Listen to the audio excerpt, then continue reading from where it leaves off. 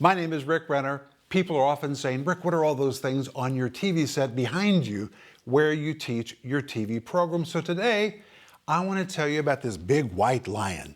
This lion is beautiful, and it was given to me by my mother for my 50th birthday. It means everything to me because my mother gave it to me. My mother led me to Jesus. My mother was the greatest spiritual influence in my life, and I love this because it is from my mother. It's always on the set. You may not see it, but it's right back there next to the bookshelf, always there.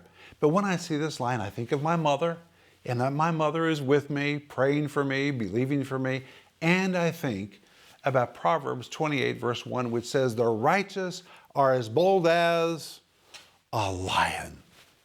And when I come to this chair to teach and I look over and see that lion, I think about my responsibility to be bold with the Word of God, not timid, never ashamed, but the righteous are as bold as a lion. God has called us to be bold with the truth and never ashamed. And that's what I think about when I see this lion. And that's why this lion is on my TV set. Wow, wasn't that a great video? My friends, would you please subscribe, like, and comment under this video?